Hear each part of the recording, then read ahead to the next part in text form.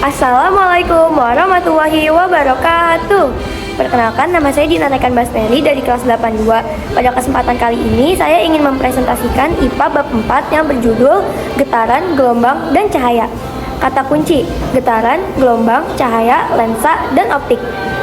A. Getaran. 1. Benda yang bergetar. Berbicara atau berteriak adalah akibat dari fenomena pita suara yang bergetar. Semua benda akan bergetar apabila diberi gangguan atau usikan. Benda yang bergetar dapat juga disebut sebagai benda yang berisolasi. Benda dikatakan bergetar atau berosilasi jika benda tersebut bergerak bolak-balik secara teratur melalui titik seimbangnya. 2. Apa saja variabel getaran itu? Bandul dibuat mula-mula dalam keadaan diam pada kedudukan 0. Pada posisi ini disebut sebagai posisi 1 atau kedudukan seimbang. Bandul tersebut kemudian ditarik pada kedudukan A dengan sudut simpangan kecil atau sekitar 100 derajat. Pada saat bandul dilepaskan dari kedudukan A, bandul akan bergerak teratur melalui titik A, O, B, O, A. Dan gerakan itu disebut gerak bolak-balik dalam satu kali getaran. Salah satu ciri dari getaran adalah adanya amplitudo atau simpangan terbesar atau O, A, atau O atau B. Ini adalah gambar dari bandul. B. Gelombang. 1. Kenapa muncul gelombang? Kolam adalah contoh fenomena perambatan getaran atau yang disebut juga sebagai gelombang. Lebih tepatnya adalah gelombang pada permukaan air. Ketika batu jatuh ke dalam kolam, sesungguhnya ia membawa energi potensial dari ketinggian tertentu, ditambah dengan energi kinetik akibat dilempar oleh kamu. Energi tersebut berubah menjadi gangguan atau getaran air di sekitaran batu saat tercemplung. Energi kemudian diteruskan ke segala penjuru kolam, sehingga kamu akan melihat pola-pola melingkar. Seperti ini contoh gambarnya. 2. Jenis-jenis gelombang. Gelombang dapat dibagi menjadi dua jenis. Gelombang yang berbentuk transversal seperti pada gelombang tali, dan gelombang longitudinal seperti pada gelombang selinki atau pegas, dan gelombang suara. Ini adalah contoh gambarnya. 3. Gelombang bunyi. A. Bunyi bagi makhluk hidup. Berdasarkan terdengar atau tidaknya, bunyi dibagi menjadi 3 rentang frekuensi, yaitu infrasonik, audisonik, dan ultrasonik. Bunyi infrasonik memiliki frekuensi kurang dari 20 Hz. Bunyi infrasonik hanya mampu didengar oleh hewan-hewan tertentu seperti jangkrik dan anjing. Kemudian bunyi yang memiliki frekuensi dalam rentang 20 sampai 20.000 Hz termasuk bunyi audisonik. Pada frekuensi audisonik inilah manusia dapat mendengar bunyi. Selanjutnya, bunyi dengan frekuensi di atas 20.000 Hz disebut sebagai bunyi ultrasonik kelelawar, lumba-lumba, dan anjing. Contoh hewan yang dapat mendengar bunyi ultrasonik. C. Cahaya dan alat optik. 1. Sifat-sifat cahaya. Bintang-bintang yang bertaburan di malam hari yang cerah sesungguhnya memancarkan sinar yang bersumber dari bintang itu sendiri, bukan hasil dari pantulan. Bintang-bintang tersebut seperti halnya matahari yang memancarkan cahaya sendiri dari tubuhnya.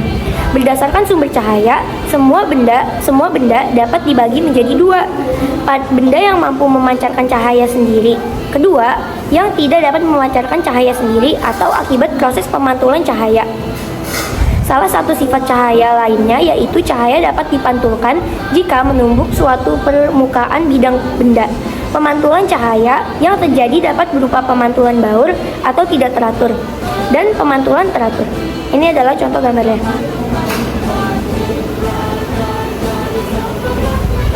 Cahaya bintang yang kamu lihat pada malam hari bukanlah cahaya yang dipancarkan pada hari saat siang bintang tersebut terlihat. Cahaya yang dipancarkan bintang tersebut adalah pancaran yang jutaan tahun sebelumnya sudah dihasilkan oleh bintang tersebut. Cahayanya menjalar lurus ke segala arah, menembus ruang waktu. Karena salah satu sifat cahaya lainnya adalah cahaya, termasuk gelombang elektromagnetik.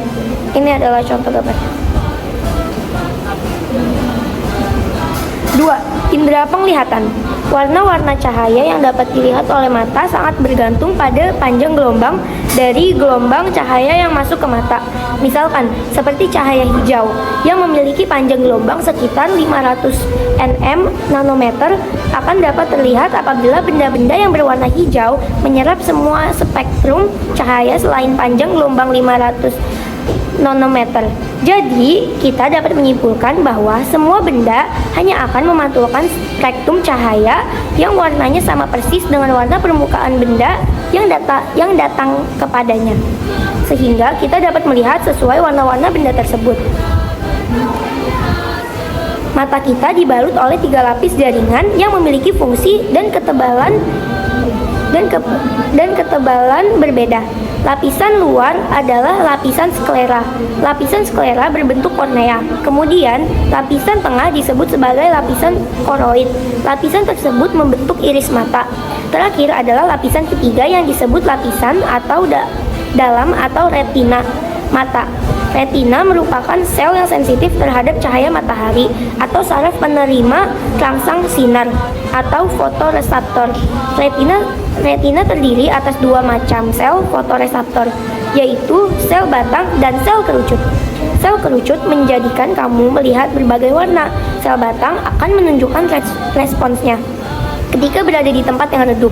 Cacat atau kekurangan pada sel kerucut berpengaruh terhadap kemampuan seseorang dalam membedakan warna atau dikenal sebagai buta warna. 3. Alat optik. Mata manusia memiliki keterbatasan untuk kemaslahatan kehidupannya. Maka manusia menciptakan alat-alat yang membantu dalam penglihatan. Alat bantu penglihatan atau yang dikenal sebagai alat optik untuk melihat benda-benda jauh seperti bintang dikenal sebagai teleskop. Teleskop adalah alat optik yang dapat membuat benda-benda yang berada pada tempat yang sangat jauh menjadi lebih jelas terlihat. Ini adalah contoh gambar dari teleskop. Teleskop sederhana merupakan kombinasi antara 2 lensa cembung yang terletak pada bagian dalam badan teropong.